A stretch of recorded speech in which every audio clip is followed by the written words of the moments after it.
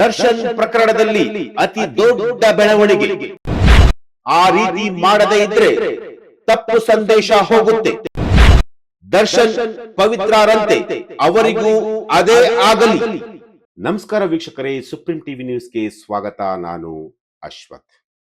ವೀಕ್ಷಕರೇ, ಕಳೆದ ಒಂದು ವಾರ ಅಥವಾ 15 ದಿನಗಳಿಂದ ರೇಣುಕಾಸ್ವಾಮಿ ಅವರ ಕೊಲೆ ಪ್ರಕರಣದಲ್ಲಿ ಬಹಳ ದೊಡ್ಡ ಮಟ್ಟದಲ್ಲಿ ಅಪ್ಡೇಟ್ಗಳು ಬರ್ತಲೇ ಇವೆ. ರೇಣುಕಾಸ್ವಾಮಿ ಅವರ ಕೊಲೆ ಪ್ರಕರಣಕ್ಕೆ ಸಂಬಂಧಪಟ್ಟಂತೆ ಈಗಾಗಲೇ ದರ್ಶನ್ ಹಾಗೂ ಪವಿತ್ರ ಗೌಡ ಸೇರಿದಂತೆ ಒಟ್ಟು 17 ಜನ ಆರೋಪಿಗಳು ಬಂಧನ ಆಗಿರುವಂತಹದ್ದು ಎಲ್ರಿಗೂ ಕೂಡ ಗೊತ್ತಿರುವಂತಹದ್ದೇ. ಸುಪ್ರೀಂ ಕೋರ್ಟ್ನಲ್ಲಿ ಏನೆಲ್ಲ ಡೆವಲಪ್ಮೆಂಟ್ಗಳಾಗ್ತದವೆ, ಹೈಕೋರ್ಟ್ ಅಲ್ಲಿ ಏನೆಲ್ಲ ಡೆವಲಪ್ಮೆಂಟ್ಗಳಾಗ್ತವೆ, ಜೊತೆಗೆ ಸೆಷನ್ ಕೋರ್ಟ್ ಅಲ್ಲಿ ಏನೆಲ್ಲ ಡೆವಲಪ್ಮೆಂಟ್ಗಳು ಆಗ್ತಾ ಇದೆ ಅಂತೇಳಿ ಇಡೀ ರಾಜ್ಯದ ಜನ ಗಮನಿಸ್ತಾ ಇದ್ದಾರೆ. ದರ್ಶನ್ ಅವರಿಗೆ ಮುಕ್ತಿ ಸಿಗೋದು ಡೌಟು ಅನ್ನಿಸ್ತಾ ಇದೆ. ಯಾಕೆಂತಂದ್ರೆ ಈಗಾಗಲೇ ದರ್ಶನ್ ಅವರ ಪ್ರಕರಣವನ್ನ ಏನು ಪ್ರಮುಖ ಸಾಕ್ಷಿಗಳು 60 ಜನ ಇದಾರಲ್ಲ, ಅವರೆಲ್ಲರನ್ನೂ ಕೂಡ 1 ವರ್ಷದ ಒಳಗಡೆ ಕಂಪ್ಲೀಟ್ ಆಗಿ ವಿಚಾರಣೆಯನ್ನ ಮಾಡಿ ಅಂತೇಳಿ ಸುಪ್ರೀಂ ಕೋರ್ಟ್ ಈಗ ಸೂಚನೆಯನ್ನ ಕೊಟ್ಟಿರುವಂತಹದ್ದು ಕೆಳ ಹಂತದ ನ್ಯಾಯಾಲಯಕ್ಕೆ. ಕೆಳ ಹಂತದ ನ್ಯಾಯಾಲಯ ಈಗಾಗಲೇ ಈ ಪ್ರಕರಣವನ್ನ ತುಂಬಾ ಗಂಭೀರವಾಗಿ ತೆಗೆದುಕೊಂಡು ಈಗಾಗಲೇ ಪ್ರಾಸಿಕ್ಯೂಷನ್ ಅಥವಾ ಸಾಕ್ಷಿಗಳ ವಿಚಾರಣೆ ಮಾಡ್ತಿರುವಂತಹದ್ದು. ಅಂದ್ರೆ ದರ್ಶನ್ ಅವರ ಪ್ರಕರಣ ಇದೆಯಲ್ಲ, ಇದು ತುಂಬಾ ಹೈ ಪ್ರೊಫೈಲ್ ಪ್ರಕರಣ. ಸೊ ಹಾಗಾಗಿ ಈ ಪ್ರಕರಣದಲ್ಲಿ ಏನೇ ಒಂದು ಸಣ್ಣ ಡೆವಲಪ್ಮೆಂಟ್ ಆದ್ರೂ ಕೂಡ ಆ ಒಂದು ಆ ಒಂದು ವಿಚಾರವನ್ನ ದೊಡ್ಡ ಮಟ್ಟದಲ್ಲಿ ಹೈಪ್ ಕೂಡ ಮಾಡ್ಲಾಗ್ತಾ ಇದೆ. ಅದು ಮಾಧ್ಯಮಗಳಾಗಿರ್ಬೋದು ಅಥವಾ ಸೋಷಿಯಲ್ ಮೀಡಿಯಾ ಆಗಿರ್ಬೋದು, ಯಾವುದೇ ಒಂದು ಪ್ಲಾಟ್ಫಾರ್ಮ್ ಆಗಿರ್ಬೋದು. ದರ್ಶನ್ ಪ್ರಕರಣದಲ್ಲಿ ಏನಾದ್ರೂ ಒಂದು ಸಣ್ಣ ಪುಟ್ಟ ಡೆವಲಪ್ಮೆಂಟ್ಗಳಾಗಿದ ತಕ್ಷಣ ಅದನ್ನ ಜನರಿಗೆ ತಿಳಿಸುವಂತಹ ಒಂದು ಪ್ರಯತ್ನವನ್ನ ಈಗಾಗಲೇ ಎಲ್ಲರೂ ಕೂಡ ಮಾಡ್ತಿದ್ದಾರೆ.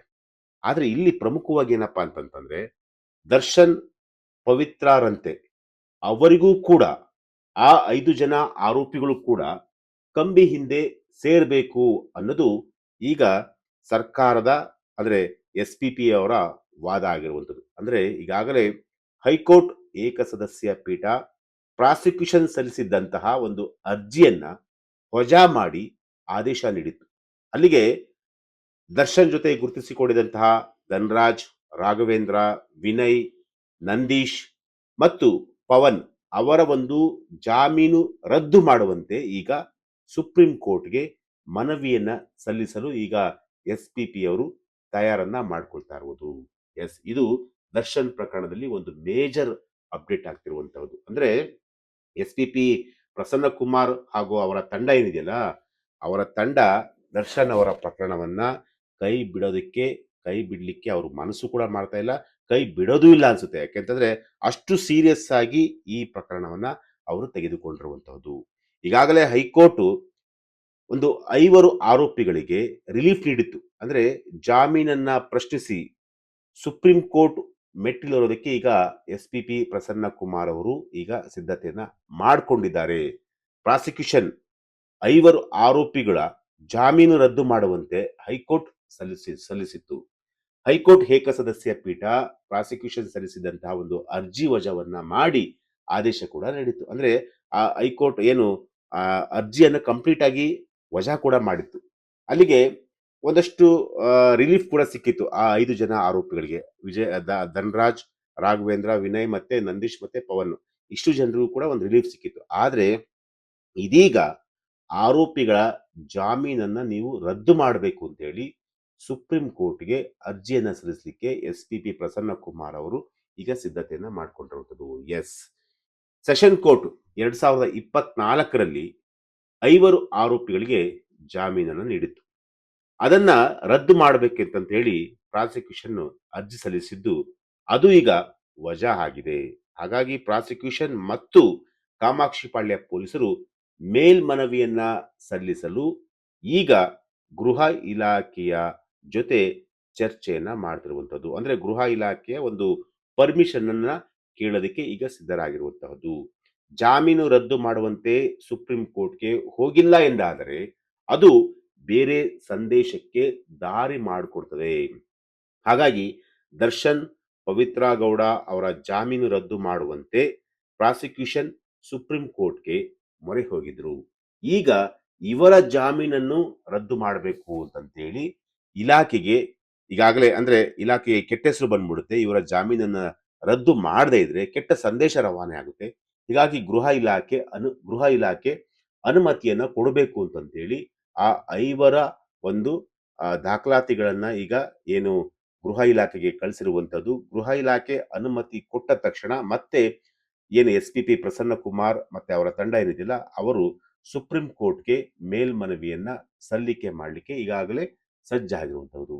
ಬಹುತೇಕ ಮುಂದಿನ ವಾರದಲ್ಲಿ ಸುಪ್ರೀಂ ಕೋರ್ಟ್‌ಗೆ ಮೇಲ್ಮನವಿಯನ್ನ ಅರ್ಜಿ ಸಲ್ಲಿಕೆ ಮಾಡಲಿಕ್ಕೆ ಈಗ ಪ್ರಸನ್ನಕುಮಾರ್ ಅವರು ಸಿದ್ಧತೆಯನ್ನ ಮಾಡ್ಕೊಂಡಿರುವಂತದ್ದು. ಅಂದ್ರೆ ಇದರಲ್ಲಿ ಕಟ್ ಅಂಡ್ ಕ್ಲಿಯರ್ ಯಾವ ರೀತಿಯಾಗಿ ಸಂದೇಶ, ಯಾವ ರೀತಿಯಾಗಿ ಮೆಸೇಜ್ ಅನ್ನ ಪಾಸ್ ಮಾಡಬೇಕೋ ಆ ರೀತಿಯಾಗಿ ಈಗ ಎಸ್-ಪಿ-ಪಿ ಪ್ರಸನ್ನಕುಮಾರ್ ಅವರು ಆ ಆ ಮೆಸೇಜ್ ಅನ್ನ ಕೊಡ್ಲಿಕ್ಕೆ ಹೊರಟಿರುವಂತದ್ದು. ಅಂದ್ರೆ ಈಗಾಗಲೇ ಸುಪ್ರೀಂ ಕೋರ್ಟು ದರ್ಶನ್ ಹಾಗೂ ಪವಿತ್ರ ಗೌಡ ಅವರ ಜಾಮೀನನ್ನ ಯಾವ ರೀತಿಯಾಗಿ ರದ್ದನ್ನ ಮಾಡುತ್ತೋ ಅದೇ ರೀತಿಯಾಗಿ ಉಳಿದಂತ 5 ಆರೋಪಿಗಳಿಗೆ ಏನು ಹೈಕೋರ್ಟ್ ಈಗ ಒಂದು ಅವರಿಗೆ ರಿಲೀಫ್ ನೀಡಿದೆಯಲ್ಲ, ಸೊ ಅದನ್ನ ಪ್ರಶ್ನಿಸಿ ನೀವು ಯಾವುದೇ ಕಾರಣಕ್ಕೂ ಕೂಡ ಇವರ ಜಾಮೀನನ್ನು ಕೂಡ ನೀವು ರದ್ದು ಮಾಡಲೇಬೇಕು. ರದ್ದು ಮಾಡದೇ ಇದ್ರೆ ಬೇರೆ ರೀತಿಯಾದಂತ ಒಂದು ಸಂದೇಶವನ್ನ ಕೊಟ್ಟಂತೆ ಆಗುತ್ತೆ. ಸೊ ಆ ಸಂದೇಶ ಕೊಡಬಾರದು ಅನ್ನೋ ಒಂದು ಕಾರಣಕ್ಕೋಸ್ಕರ ಈಗ ಪ್ರಸನ್ನಕುಮಾರ್ ಅವರು 5 ಆರೋಪಿಗಳ ವಿರುದ್ಧ ಸುಪ್ರೀಂ ಕೋರ್ಟ್‌ಗೆ ಮೆಟ್ಟಿಲೇರುವಂತಹ ಒಂದು ಕೆಲಸವನ್ನ ಈಗ ಮಾಡ್ತಿರುವಂತದ್ದು. ಅಂದ್ರೆ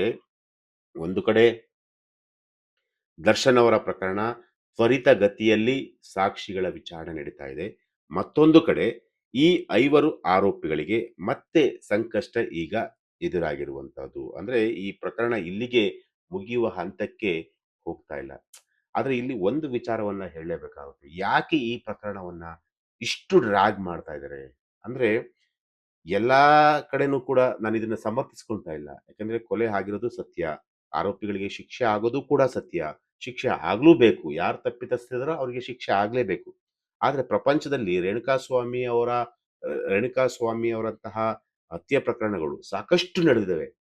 ಆದ್ರೆ ಅಲ್ಲಿ ಸಿಕ್ಕಂತಹ ಒಂದಷ್ಟು ಆ ಏನು ಗ್ರಾವಿಟಿ, ಅಲ್ಲಿ ಸಿಕ್ಕಂತಹ ಒಂದು ಬೆಳವಣಿಗೆಗಳು, ಆದ್ರೆ ಈ ಪ್ರಕರಣದಲ್ಲಿ ಯಾಕೆ ಇಷ್ಟು ದೊಡ್ಡ ಮಟ್ಟದಲ್ಲಿ ಆಗ್ತಾ ಇರುವಂತದ್ದು? ಇಷ್ಟು ಯಾಕೆ ಇದನ್ನ ಟ್ರ್ಯಾಕ್ ಮಾಡ್ತಿರುವಂತದ್ದು? ಅಂದ್ರೆ ಇದ್ರ ಹಿಂದೆ ಏನಾದ್ರು ರಾಜಕೀಯ ಪಿತೂರಿ ಏನಾರ ಇದೆಯಾ? ಯಾಕೆ ದರ್ಶನ್ ಅವರನ್ನೇ ಟಾರ್ಗೆಟ್ ಮಾಡಿ ಆ ಇಷ್ಟು ದಿನಗಳ ಕಾಲ ಸುಮಾರು 2 ವರ್ಷಗಳಾಯ್ತು ಅವರು ಜೈಲಿಗೆ ಹೋಗಿ. ಸೊ ಇಲ್ಲಿವರೆಗೂ ಕೂಡ ಅವರಿಗೆ ಬೇಲ್ ಆಗಿದ್ದನ್ನು ಕೂಡ ಕ್ಯಾನ್ಸಲ್ ಮಾಡಿದ್ದಾರೆ. ಮತ್ತೆ ಅಗೇನ್ ಬೇಲಿಗೆ ಹಾಕಲಿಕ್ಕೆ ಅಂತ ಹೋದಂತಹ ಸಂದರ್ಭದಲ್ಲೂ ಕೂಡ ಅಬ್ಜೆಕ್ಷನ್ ಹಾಕಿದ್ದಾರೆ. ಸೊ ಈ ಪ್ರಕರಣವನ್ನ ಈಗಾಗಲೇ ಸುಮಾರು 2 ವರ್ಷಗಳಿಂದ ನಡೀತಲೇ ಇದೆ. ಸೊ ಹಾಗಾಗಿ ಇದಕ್ಕೆ ತಾರ್ಕಿಕವಾದಂತಹ ಒಂದು ಅಂತ್ಯ ಇಲ್ವಾ?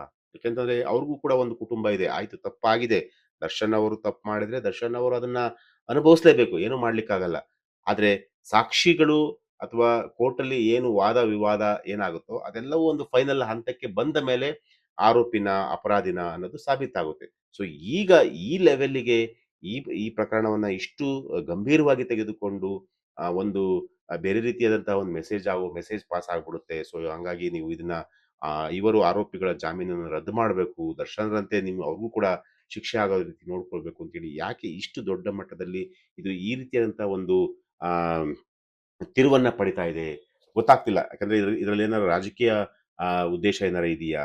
ಏನು ಎತ್ತ ಮುಂದಿನ ದಿನಗಳಲ್ಲಿ ಎಲ್ಲವನ್ನೂ ಕೂಡ ಕುತೂಹಲದಿಂದ ನೋಡ್ಬೇಕಾಗುತ್ತೆ. ಎಸ್ ಇದು ಇವತ್ತಿನ ಒಂದು ವಿಚಾರ.